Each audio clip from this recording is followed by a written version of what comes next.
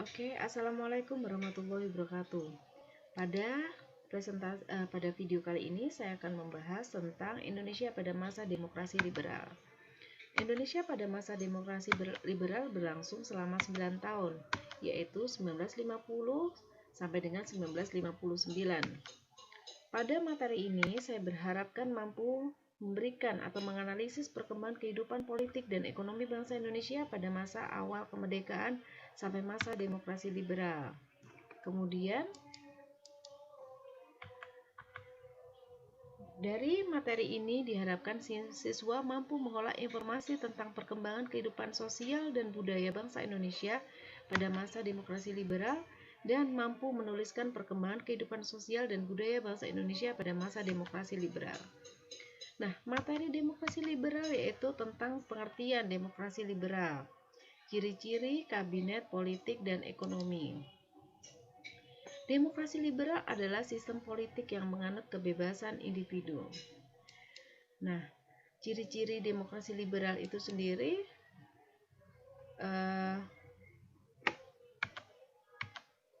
tidak menganut sistem presidensial. Artinya di mana kabinet yang ada termasuk kabinet parlementer. Kemudian menteri bertanggung jawab atas kebijakan pemerintah. Dan presiden bisa dan berhak membubarkan DPR. Ciri-ciri berikutnya pada masa demokrasi liberal di mana Perdana Menteri diangkat oleh presiden dan keputusan yang diambil berdasarkan hasil dari suara bersama. Artinya apapun kebijakan pemerintah diputuskan berdasarkan dengan suara terbanyak. Nah, kabinet yang pada masa demokrasi liberal yang pertama adalah Kabinet Natsir. Kabinet Natsir dia dengan programnya menggiatkan usaha keamanan ketentraman, mencapai konsolidasi, menyempurnakan organisasi angkatan perang, mengembangkan dan memperkuat ekonomi rakyat dan perkuat penyelesaian ASEAN Barat. Keberhasilan pada Kabinet Natsir ini yaitu peningkatan kesejahteraan perekonomian rakyat di sini. Kabinet berikutnya yaitu Kabinet Sukiman. Nah, pada saat Kabinet Sukiman ini dia memiliki program menjalankan keamanan dan ketentraman, mengusahakan kemakmuran rakyat, memperbarui hukum agraria agar sesuai dengan kepentingan petani, mempercepat persiapan pemilihan umum, menjalankan politik luar negeri secara bebas dan aktif, dan masukkan Irian Barat ke dalam wilayah RI secepatnya. Nah, kemudian berikutnya adalah Kabinet Tilopo yang menjabat, yaitu dia memiliki program kerja untuk planningnya adalah menyelenggarakan pemilihan umum, kemudian meningkatkan kemakmuran rakyat dan pendidikan rakyat serta pemulihan keamanan. Kemudian program luar negerinya Kabinet Tilopo mampu menyelesaikan hubungan Indonesia dengan Belanda, mengembalikan Irian Barat ke pangkuan Indonesia, serta menjalankan politik luar negeri yang bebas dan aktif. Nah, kabinet berikutnya adalah Kabinet Ali Sastro Amijoyo. Kabinet ini merupakan hasil koalisi antara PNI dan NU, dipimpin oleh Ali Sastro Amijoyo. Programnya meningkatkan keamanan, kemakmuran, dan mampu menyelenggarakan pemilu. Kemudian program berikutnya pembebasan Irian Barat dan pelaksanaan politik bebas aktif dan peninjauan kembali persetujuan KMB, serta menyelesaikan pertikaian politik, itu Ali Sastro Amijoyo 1.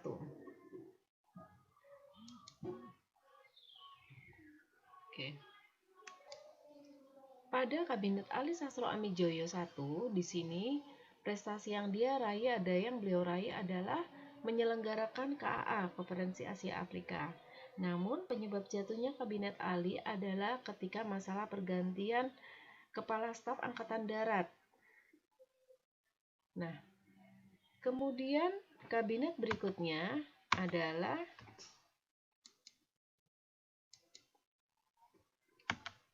Kabinet Burhanuddin Harahap. Kabinet Burhanuddin Harahap di sini menjabat dari 21 Agustus 55 sampai dengan 3 Maret 56. Kabinet Burhanuddin Harahap mengembalikan kewibawaan pemerintah, yaitu mengembalikan kepercayaan Angkatan Darat dan masyarakat kepada pemerintah.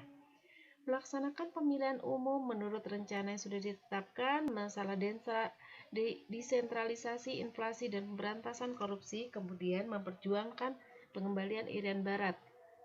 Nah, kemudian bisa dikatakan pada masa Burhanuddin Harahap yang paling berhasil adalah ketika penyelenggaraan pemilu pertama bangsa Indonesia. Kemudian kabinet berikutnya adalah Kabinet Ali Sastro Amijoyo II. Di sini dipimpin oleh Ali Sastro Amijoyo II yang mendapat kepercayaan kembali untuk menjabat pemerintahan tersebut. Perjuangannya, program-programnya itu perjuangan mengembalikan Irian Barat, pembentukan daerah-daerah otonomi, dan mempercepat terbentuknya anggota DPR, kemudian mengusahakan perbaikan nasib kaum buruh dan pegawai, menyehatkan perimbangan keuangan negara. Dan mewujudkan perubahan ekonomi nasional berdasarkan kepentingan rakyat. Namun di sini Kabinet Ali Sastro Amijoyo II juga mengalami jatuhnya kabinet, yaitu adanya pemberontakan atau disintegrasi daerah, yaitu PRRI dan Permesta. Kemudian muncullah perpecahan di dalam kabinet antara PNI dan Masyumi dan adanya konflik dalam badan konstituante.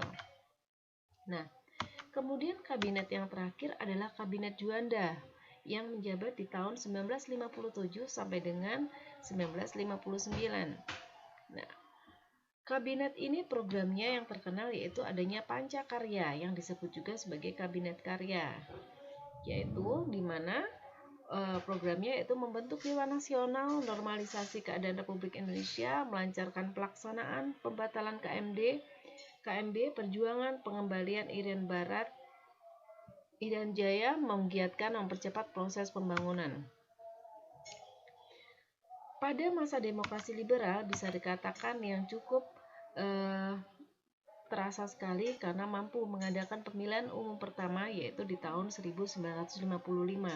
Di mana pemilu tersebut merupakan pemilu pertama yang lancar, jujur, dan adil yang dilaksanakan secara dan sangat demokratis.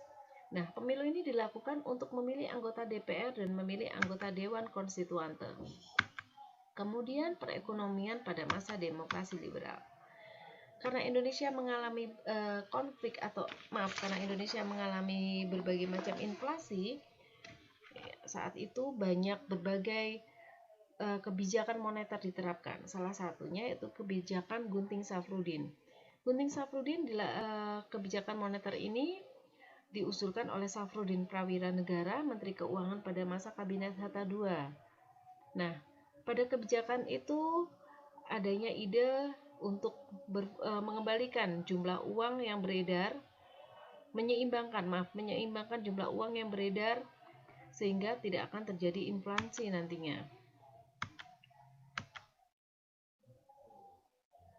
Oke.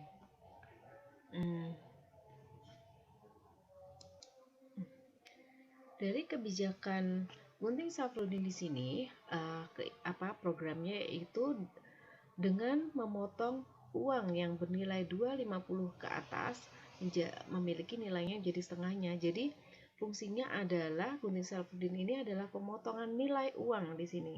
Nah, kebijakan ini dilakukan dengan cara menggunting uang kertas menjadi dua bagian, di mana yang kiri digunakan sebagai alat pembayaran yang sah dan memiliki nilai separuh dari nilai nominal yang tertera, sedangkan guntingan yang kanan ditukarkan dengan surat obligasi pemerintah yang dapat dicairkan beberapa tahun kemudian. Nah, selain Gunting Safrudin, program berikutnya adalah FINEK. Nah, finansial ekonomi. Finansial ekonomi adalah kesepakatan FINEK antara Indonesia dengan Belanda. Namun ternyata Belanda keberatan dengan hasil FINEK ini, hingga Belanda tidak mau menandatangani kesepakatan FINEK tersebut. Akibatnya adalah Indonesia melakukan boikot sepihak, di mana karena boikot dari Indonesia, di sini banyak pengusaha Belanda yang menjual perusahaannya kepada pengusaha pribumi. Namun pengusaha pribumi belum mampu mengambil alih perusahaan tersebut. Nah, kemudian berikutnya adalah gerakan benteng. Gerakan benteng adalah kebijakan ekonomi yang diluncurkan pemerintahan Indonesia bulan April 50 dan secara resmi dihentikan di tahun 1957. Tujuannya memberikan pembinaan pembentukan suatu kelas pengusaha atau kelas pribumi.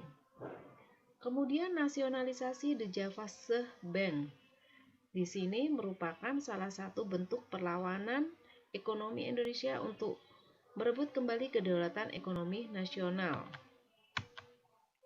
yaitu dengan cara menasionalisasi bank milik Belanda. Nah, ini di sini ada gambarnya ya. Nah, nasionalisasi The Javasche Bank menjadi bank sentral terjadi pada tanggal 1 Juli 1953, di mana The Javasche Bank tersebut berganti nama menjadi Bank Indonesia. Nah, kemudian kebijakan terakhir adalah kebijakan Alibaba. Sebentar. Sistem ekonomi Alibaba merupakan program pengusaha Indonesia antara pengusaha pribumi dengan pengusaha non-pribumi. Di sini berfungsi untuk mengembangkan minat kewirausahaan pengusaha pribumi dan meningkatkan kerjasama dengan pengusaha non-pribumi. Oke, dari materi-materi tadi, saya berharap anak-anak semua mampu menjelaskan latar belakang munculnya demokrasi liberal di Indonesia. Kemudian, apa saja pencapaian demokrasi liberal di Indonesia?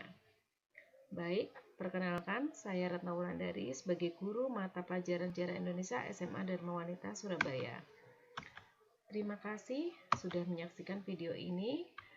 Nah, di sini ada beberapa referensi yang bisa digunakan untuk mencari beberapa pembelajaran tentang demokrasi liberal.